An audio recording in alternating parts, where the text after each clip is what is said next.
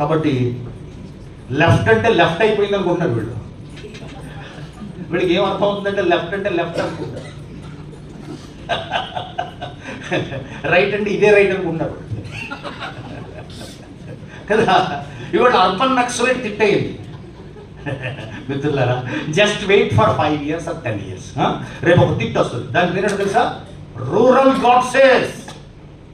Urban naxalite ఇవాళ తిట్టయిందో రేపు rural గాడ్సేలు వస్తుంది. ఎప్పుడో అన్నాడు దేవరకొండ బాలగంగాధర తిలక్, గాంధీ గారి దేశం స్త్రీల మీద అత్యాచారాలు జరుగుతుంటే గాంధీ గారి దేశంలో గజానికి ఒక గాంధారీ పుత్రుడు ఉన్నాడు. అంటే దుశ్శాసనాలు, దుర్యోధన ఉన్నారు, ప్రతి గజానికి ఒకడు ఉన్నాడు. ఇప్పుడు అదే గాంధీ గారి దేశంలో గజానికి ఒక గాడ్సే వారసుడు ఉన్నాడు. వాడే నిన్ను అర్బన్ నక్సలైట్ అంటున్నాడు కదా. సీన్స్ రివర్స్ అవ్వకపోతాయా చూద్దాం. ఇది చరిత్ర. డయాలెక్టిక్స్ విల్ ఆపరేట్ కదా. ఇలాగే ఉండాలని కూడా లేదు. మీరు చేసుకున్న దాన్ని బట్టి ఉంటుంది.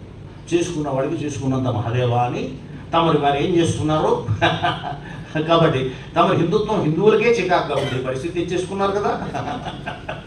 కాబట్టి హిందుత్వం మీద హిందువులకే తీసుకొచ్చినప్పుడు ఏమవుతుందన్నా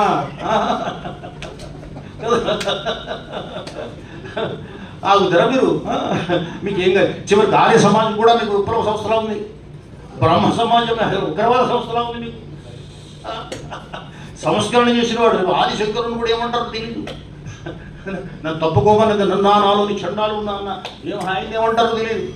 కాబట్టి మీరేమవుతారు? మెల్లగా మైనారిటీ అవుతున్నారు. జాగ్రత్త చూసుకోండి. ఇంకా మీ చేతిలో లేదు. అయితే రైట్, బట్ ఇది చెప్పగలిగిన వాడు కావాలి. 1991లోనే శివసాగర్ అది పూర్తిగా చెప్పగలిగాడు. శివసాగర్ మీరు ఇందాక అన్నారు, అది మాకు కాదు మాత్రమే కవి కాదు, లోకానికి కవి. ఆయన విడుదల ఇచ్చినప్పుడు ఆయనలో శివసాగర్ని చూడడానికి కవులు తాపత్రయపడ్డారు. అప్పట్లో అజంతా చాలా